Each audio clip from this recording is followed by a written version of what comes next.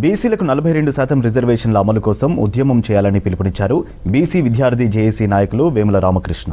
రంగారెడ్డి జిల్లా రాజేంద్రనగర్లో BJP, BRS, Congress, BC సంఘాలతో round table సమావేశాన్ని నిర్వహించారు. బీసీ విద్యార్థుల పట్ల చిన్నచూపు చూస్తున్నారని తెలిపారు. బీసీల పోరాటానికి అన్ని పార్టీలు, సంస్థలు మద్దతు ఇవ్వాలని కోరారు వేముల రామకృష్ణ.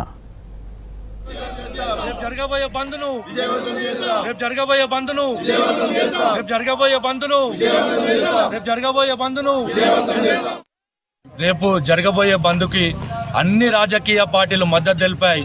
రేపు బంద్ విజయవంతం చేయాలని చెప్పి అన్ని రాజకీయ పార్టీలు ఒకటై ఏకపక్షంగా నిర్ణయం తీసుకొని రేపు ఎక్కడిదక్కడ బస్సులు అడ్డుకోవాలని చెప్పి నిర్ణయించుకున్నాం.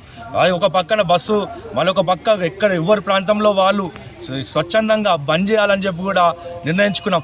అదేవిధంగా రహదారి దిగ్బంధం చేస్తాం. ఎందుకంటే స్థానిక సంస్థలలో 43% రిజర్వేషన్లు అమలు చేయాలని చెప్తే పూర్తిగా మాకు వ్యవస్థ మొత్తం వ్యతిరేకంగా వస్తుంది. ఇప్పుడు తల్లిదండ్రులకు విజ్ఞప్తి చేస్తూ ఉన్నాం, పిల్లలు ఎవరిని విద్యా సంస్థలకు పంపొద్దు. ఎందుకంటే పంపించిన తర్వాత మళ్ళీ ఇబ్బంది పడొద్దు. రాబోయే రోజులు రేపు ఎక్కడిదక్కడ బస్సులు బంద్ ఉంటాయి కాబట్టి, ప్రజా రవాణా బంద్ ఉంటుంది కాబట్టి ఎక్కడిదక్కడ ఇంట్లోకి వెళ్ళి బయటికి వెళ్ళొద్దని కూడా ప్రజలకు విజ్ఞప్తి చేస్తూ ఉన్నాం. రాబోయే రోజు ఇదొక చిన్న ఉద్యమంగా ప్రారంభమై రాబోయే రోజుల్లో ఈ సెగ రాష్ట్ర ప్రభుత్వానికి, కేంద్ర ప్రభుత్వానికి తగులుతుంది. ఎందుకంటే రైతు ఉద్యమమే మాకు స్ఫూర్తి. ఎందుకంటే ఏ విధంగా అయితే రైతు చట్టాలు కొట్టేసిరో తర్వాత చేసిన ఉద్యమం ద్వారా నిలబడ్డాయి. అదేవిధంగా మేము రాబోయే రోజులలో సెక్రటరియట్కి కరెంటు బంద్ చేస్తాం, సెక్రటరియట్ ముట్టడిస్తాం, మంత్రులను తిరగనీయం.